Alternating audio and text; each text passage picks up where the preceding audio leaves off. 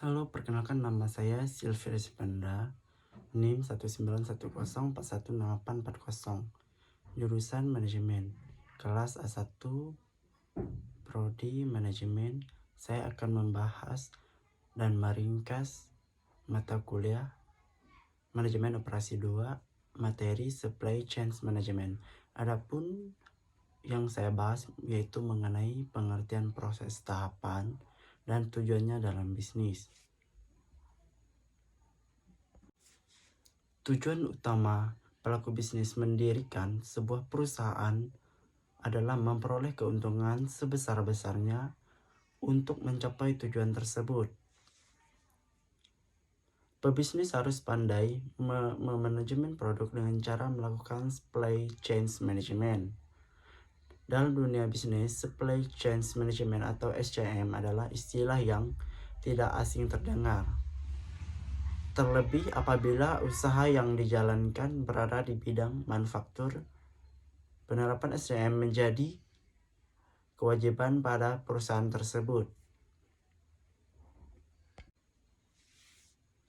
Definisi supply chain management. Supply chain management atau manajemen rantai pasok merupakan bagian yang sangat penting pada sebuah perusahaan. SCM yang baik mengindikasikan daya saing perusahaan yang tinggi dan berkualitas. Supply chain management sendiri didefinisikan sebagai kegiatan yang meliputi koordinasi, penjadwalan, dan pengendalian terhadap pengadaan, produksi, penyediaan, ataupun pengiriman produk atau jasa kepada konsumen. Pengelolaan dan pengendalian supply chain management mencakup material atau bahan mentah, pembayaran, informasi dari pemasok ke produsen, dan dari pedagang grosir ke konsumen. Cakupan manajemen rantai pasok juga mencapai administrasi harian, operasi, dan juga logistik perusahaan. Manajemen rantai pasokan merupakan hal yang sangat kompleks, terlebih apabila diaplikasikan pada perusahaan besar. Akan tetapi, jika sistem ini diberlakukan dengan baik, maka perusahaan bisa beroperasi dengan lebih efektif dan efisien.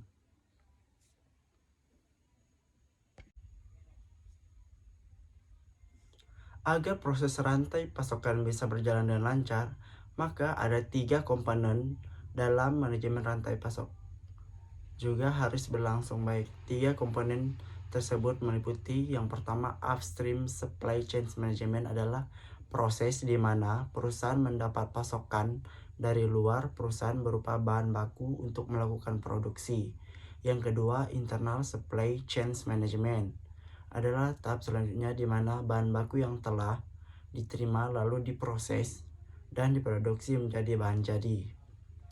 Selanjutnya yang ketiga, downstream supply chain management merupakan proses pendistribusian produk yang telah jadi kepada konsumen melalui distributor.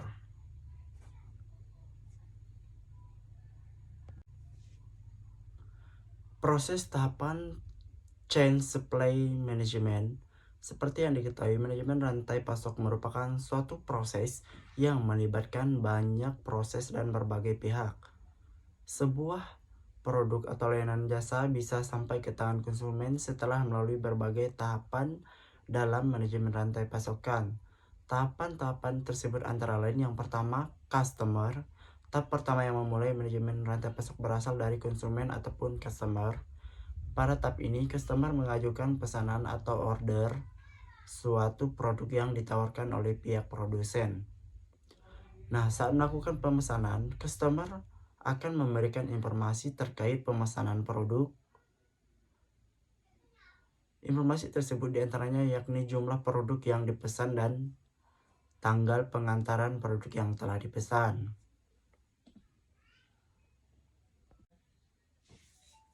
Yang kedua, planning. Setelah pesanan diterima oleh produsen, tim atau departemen perencanaan akan membuat perencanaan mengenai produksi produk yang diminta.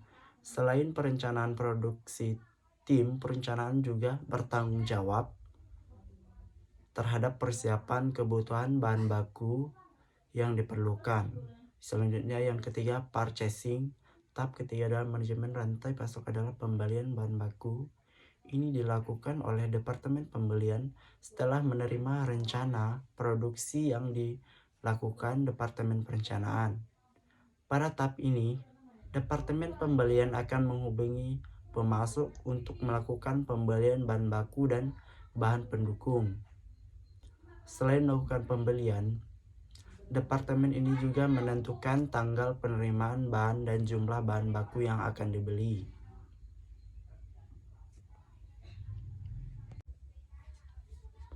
Selanjutnya yang keempat, inventory. Jika pesanan bahan baku telah datang, selanjutnya bahan baku tersebut akan dikirim ke pabrik untuk dilakukan pemeriksaan kualitas. Apabila kualitas bahan baku dan jumlahnya telah memenuhi standar, bahan baku tersebut akan disimpan di gudang. Tahapan ini disebut inventory. Yang kelima, produksi. Ketika bahan baku telah diperiksa dan disimpan, nantinya bahan baku tersebut akan diproses bersama bahan pendukung menjadi bahan jadi yang dipesan oleh customer. Keenam, pengiriman. Tahap ini merupakan bagian terakhir dari manajemen rantai pasok. Pada tahap ini, produk yang disimpan di gudang akan dikirimkan kepada customer sesuai tanggal pengiriman yang diminta. Kurir akan memastikan bahwa produk telah sampai ke tangan customer dengan sempurna.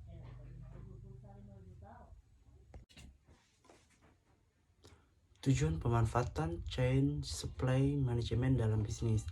Agar proses produksi hingga distribusi bisa berjalan dengan lancar, pemanfaatan manajemen rantai pasok menjadi salah satu syarat yang harus dijalankan oleh pebisnis.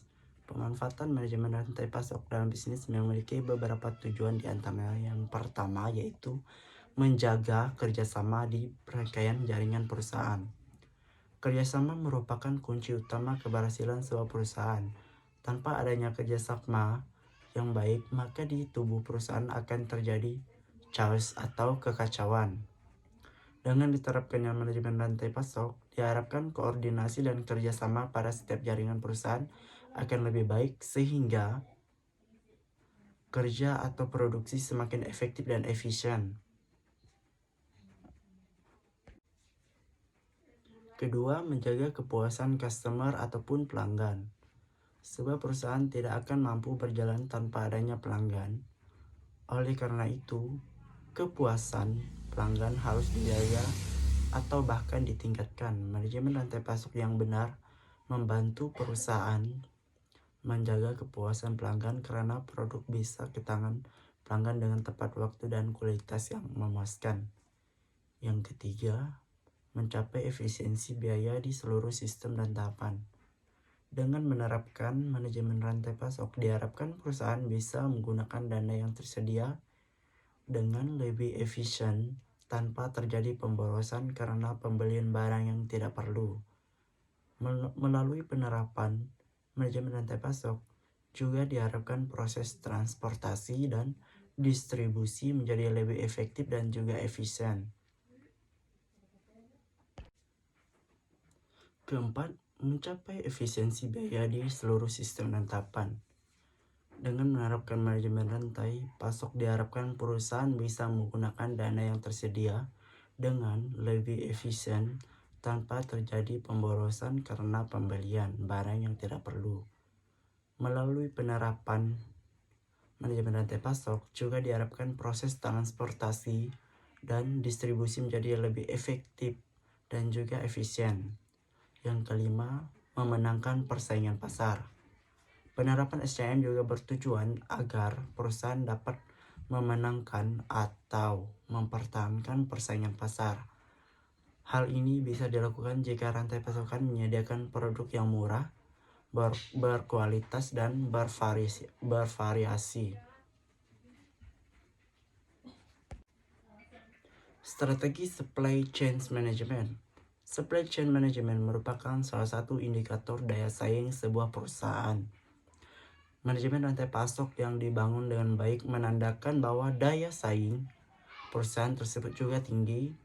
Untuk membangun manajemen rantai pasok yang baik, terdapat dua strategi yang bisa dijalankan.